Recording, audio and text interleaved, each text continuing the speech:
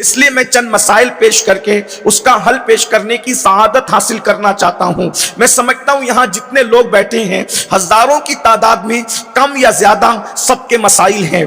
कोई शख्स बीमारी से जूझ रहा है, किसी के यहां घर के अंदर ऐसे मरीज बिस्तर पर पड़े हुए हैं कि अल्लाह अकबर उनका इलाज करते करते इंसान थक गया है। कोई तो बंदा ऐसा है कि खुद के इलाज करते करते इंसान थका हुआ है। कहीं तो ऐसा है वालिदैन की बीमारियां हैं, बच्चों की बीमारियां हैं। इसी तरीके से रोजी रोटी का मसला रोजाना हमें बेचैन करता है, हमें बेकरार करता है। अल्लाह अकबर, बड़ी से बड़ी डिग्रियां हासिल करने के बाद आज हमारा नौजवान उलमा से गुजारिश करते नजर आ रहा है, हजरत दुआ कर दीजिए कोई अच्छा सा बिजनेस हो जाए, कोई अच्छी सी नौकरी मिल जाए। यानी कि आज कौम मुस्लिम बड़ी से बड़ी डिग्रियां हासिल करने के बाद रोजी रोटी के लिए दर दर की ठोकरें खा रहे हैं। बड़ी बड़ी फाइल रोजाना लेकर के जाते हैं और मुंह उतार करके वापस आते हैं।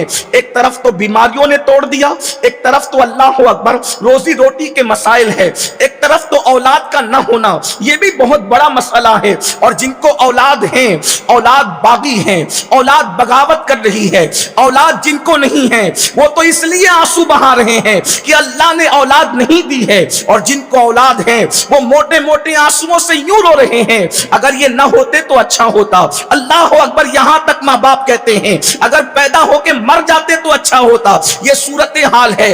औलाद माँ बाप को रुला रही है, बेटियां माँ बाप को रुला रही है, बेटे माँ बाप को रुला रहे हैं। अल्लाह अकबर, घर घर जहन्नम कदा बना हुआ है। मसाइल इतने हैं कि अगर मसाइल का जिक्र करें तो मसाइल का जिक्र करते करते जिंदगी खत्म हो जाए। ये घंटे भर की महफिल की क्या हैसियत है। गर्ज के रोजी रोटी एक तरफ, सेहत का मामला एक तरफ, बच्चों के रिश्तों के मामले एक तरफ, और उसके बाद पूरी दुनिया को जालिम हुक्मरानों ने अपने अंदर जकड़ लिया है। अल्लाह अकबर, आप नहीं देख रहे हैं किसी एक मुल्क की बात क्या करें, उठते हुए जनाजे और सिसकती हुई लाशें। अल्लाह अकबर, नौजवान बच्चियों का बेवा होना, नन्हे नन्हे बच्चों का मां की गोद के अंदर दम तोड़ना, ये किसी एक मुल्क की बात नहीं। मशरिक से लेकर मगरिब तक, शिमाल से लेकर जुनूब तक यही मसाइल है। अगर आपको यकीन नहीं आता तो एक मुल्क में अभी चंद दिनों पहले जो इनकलाब की आवाज उठी है, आप वहां की क्लिपें देख लें, क्या हालात हैं। अल्लाह अकबर, कैसे जुल्म किया गया है। अल्लाह अकबर, जानवर काटने वाली मशीनों से इंसान के सर काटने की दास्तान सामने आई है। अल्लाह अकबर, जेलों के अंदर नंगे इंसानों को रखा जाता था। इस तरह की बातें सामने आई है, और भी चीजें। अल्लाह अकबर, आखिर मुझे बताओ ये मुसीबतों से निजात कैसे मिले। इसलिए कि मर्ज का दुखड़ा बहुत रो चुके, अब इस दुखड़े से निजात कैसे मिले, गुर्बत से निजात कैसे मिले, बीमारियों से निजात कैसे मिले, जालिम हुक्मरानों से निजात कैसे मिले, दर दर भटकने से निजात कैसे मिले। तो आओ मैं आपको बताऊं, हमें किसी और जगह जाने की जरूरत नहीं है। अल्हम्दुलिल्लाह, हमारा मजहब आसमान से नाजिल किया गया है। खालिक आसमान ने अपने महबूब आखिरी नबी मुस्तफा जान रहमत पर दीन हक को नाजिल किया कुरान की शक्ल में, और कुरान कहता है इन्ना दीना इंदल्लाहिल इस्लाम, अल्लाह के नजदीक दीन सिर्फ इस्लाम है। ये इस्लाम की शान है कि इंसान को कोई मसला दरपेश हो, हमें किसी तरफ जाने की जरूरत नहीं। हमारा कुरान रहनुमाई करता है, हदीस मुस्तफा रहनुमाई करती है। दुनिया की किताबें फरसूदा हो सकती है, कुरान कभी फरसूदा नहीं हो सकता, कुरान कभी पुराना नहीं हो सकता।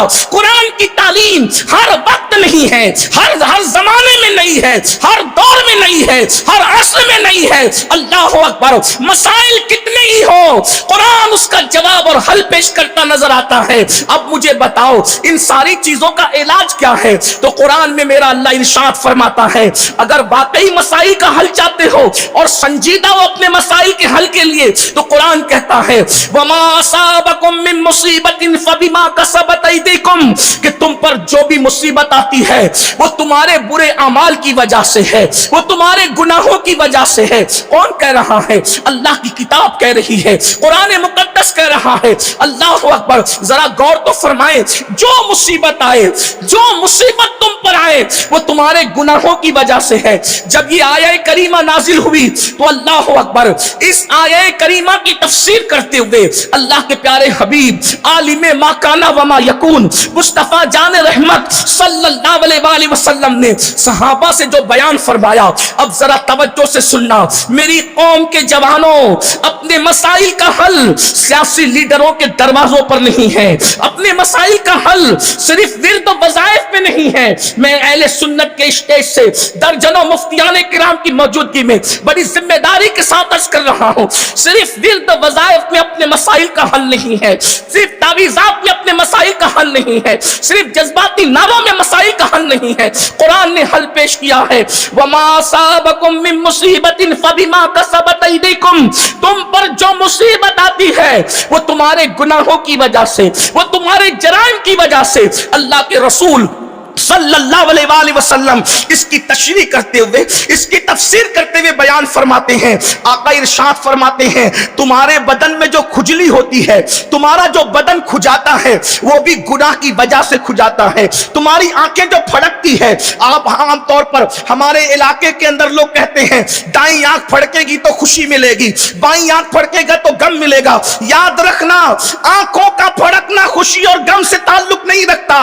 اللہ کے سچے رسول صادق و مصدوق فرماتے ہیں آنکھیں گناہوں کی وجہ سے پھڑکتی ہے, کانٹا گناہوں کی وجہ سے چپتا ہے. اللہ اکبر, پتا چلا جو بھی مصیبت ہے وہ گناہ کی وجہ سے ہے. اللہ اکبر. اللہ کے رسول صلی اللہ علیہ وآلہ وسلم نے تو یہاں تک ارشاد فرمایا جو تم پر حکمراں مسلط ہوتے ہیں وہ بھی تمہارے اعمال کی وجہ سے ہوتے ہیں. اب آپ مجھے بتائیں میرے آقا صلی اللہ علیہ وآلہ وسلم کے دیوانوں, روزی کی تنگی گناہ کی وجہ سے, جسم کی بیماری گناہ کی وجہ سے, جسم کی کھجلی گناہ کی وجہ سے, پیروں میں کانٹا چبھنا گناہ کی وجہ سے, لائٹ بند ہو جائے گناہ کی وجہ سے, چراغ گل ہو جائے گناہ کی وجہ سے, یہاں تک کہ اللہ اکبر سواری میں نقصان بھی گناہ کی وجہ سے ہوتا ہے. حضور علیہ السلام کے ظاہری دور میں یہ کاریں تو نہیں تھی. اللہ کے رسول علیہ السلام فرماتے ہیں سواری میں نقصان گناہوں کی وجہ سے ہوتا ہے. مطلب اگر ہماری گاڑی کا ٹائر پنچر ہوا ہے تو ہم سے کوئی نہ کوئی گناہ ہوا ہے, اس کی وجہ سے ہوا ہے. اس سے روشنی لے کر ہم یہ بات کر سکتے ہیں. اب آپ کہیں گے تو کیا کھجلی بھی گناہ کی وجہ سے؟ اس کا مطلب اگر حدیث پر نظر کریں تو ہم یہ بات کہہ سکتے ہیں اگر مسلمان گناہ کرنا چھوڑ دے تو اس کو کھجلی بھی نہیں آ سکتی. اگر مسلمان گناہ کرنا چھوڑ دے اس کا چراغ بھی نہیں بجھ سکتا. اگر مسلمان گناہ کرنا چھوڑ دے اس کے پیر میں کانٹا بھی نہیں چبھ سکتا. اگر مسلمان گناہ کرنا چھوڑ دے وہ کبھی عذاب الہی کے حوالے سے بیماری میں گرفتار نہیں ہو سکتا. اگر مسلمان گناہ کرنا چھوڑ دے کوئی ظالم حکمراں اس پر مسلط نہیں ہو سکتا. یہ جو کچھ ہے ہمارے گناہوں کی وجہ سے ہے. اب میں آپ سے پوچھنا چاہتا ہوں مسائل پر رونا رونے والوں اپنی راتوں کا جائزہ تو لو, ہم راتیں کس طرح گزار رہے ہیں. اللہ اکبر. لوگ کہتے ہیں مولانا ہم پہلے تو بادشاہ تھے نا. اللہ اکبر. یہی ملک ہندوستان ہے, کم و بیش 1000 سال تک کے اسی ملک ہندوستان پر تمہارے پروجوں نے, تمہارے پرخوں نے حکومت کی ہے. اللہ اکبر. جو آج آنکھیں دکھا رہے ہیں یہ کاسے گدائی لے کر کے کھڑے رہا کرتے تھے. آپ کہتے ہیں کیوں, ہم پہلے بادشاہ تھے اور آج ہم یہاں پر غلام ہے. غلام اس کی وجہ کیا ہے؟ تو میں کہتا ہوں دیکھ لو اس وقت تک تم بادشاہ تھے. اللہ اکبر. اگر تم بادشاہ بن بھی جاتے تھے تو شمس الدین التمش کی شکل میں تم تہجد گزار ہوا کرتے تھے. تب تک تمہارا بادشاہ تہجد گزار تھا, تب تک تم عزت کے ساتھ جی رہے تھے, تم بادشاہ بن کے جی رہے تھے, دنیا تمہاری غلامی کر رہی تھی. اور آج تہجد تو دور کی بات ہے, جمعہ کی نماز پڑھنے کے لیے بھی صرف 2 رکعت کے لیے آتے ہو. مجھے بتاؤ اللہ کے بندو اپنی اعمال کا جائزہ لو. اللہ اکبر. شمس الدین التمش وہ بادشاہ ہے جس نے 4 عورتوں کے علاوہ 5ویں کسی عورت کو نظر بھر کر کے نہیں دیکھا. آپ سے پوچھتا ہوں آج 16 17 17 سال کے لڑکے जिना की फिल्में देख रहे हैं, औरतों पर पाप की नजरें डाल रहे हैं, तबाह नहीं होंगे तो क्या होगा? याद रखना, दुनिया में किसी माँ ने ऐसा लाल पैदा नहीं किया जो तुम्हारी आंखों में आंखें डाल करके बात कर सके। अगर तुम अल्लाह के खौफ से रोने लग जाओ, आंखों में आंखें डाल करके इसलिए बात की जा रही है, तुम्हें गुलाम इसलिए बनाया जा रहा है, तुम्हें तबाह इसलिए किया जा रहा है कि अपनी रातों को देखो। हाय वो दिन गुजर गए, मुसलमानों के जवान रातों को अल्लाह के खौफ से मुसल्ले पर रोते थे, तो सुबह के वक्त अल्लाह इतनी इज्जत देता था, आंखों में वो चमक देता था कि कोई उसकी आंखों में आंखें डाल के बात नहीं कर सकता था। जब से तुम्हारे जवानों ने जिना की फिल्में देखकर आंखों को आवारा किया, आंखों को गंदा किया, आंखों को गलीज किया, आज देखो हालात क्या हो रहे हैं। रोटी के टुकड़े के लिए तरस रहे हो।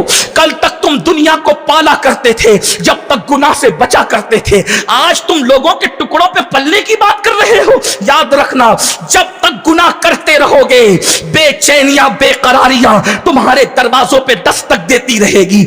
आज तुम ये कहते हो हमारी बेटियों को स्कूल पढ़ने के लिए दरवाजे बंद कर दिए गए। मैं कहता हूं हाँ, अल्लाह अकबर। जो बाप अपनी बेटी को आवारगी से न बचा सके, उसके लिए दरवाजे बंद न होंगे तो किसके लिए होंगे? यही हिंदुस्तान की सरजमीन है। अल्लाह अकबर। यहां ऐसी बेटियों ने भी जन्म लिया है कि जिसके अल्लाह अकबर, जिसकी अजमत के टंके आज तक अर्ज़े हिंद पर बजते नजर आ रहे हैं। तुम्हें मालूम है औरंगजेब के घर में एक बेटी ऐसी थी जिसके लिए अल्लाह अकबर, जिसके इल्म से मुतासिर होकर ईरान से एक वफ्द चला और कहा वो लड़की का इल्म इतना अजीम है, हम उससे मुलाकात करेंगे। उस लड़की ने अपना तखल्लुस मख्फी रखा था। उसने कहा मैं मर्दों से मुलाकात नहीं करती। अल्लाह अकबर। अगर मुझसे मुलाकात करना है तो मेरी शायरी पढ़ ली जाए, जो मेरी शायरी को पढ़ लेगा वो मुझे उसके अंदर पा लेगा। लेकिन आज हमारी बेटियां गैरों के सामने खुली है, वलीमों में खुली है, बेपर्दगी का मुजाहरा कर रही है। अल्लाह अकबर। कुल मिलाकर इख्तिसार के साथ बात बस इतनी करनी है, जब तक गुनाह करते रहोगे कहीं अमान नहीं मिलेगी। जहां गुनाह है वहां फना है।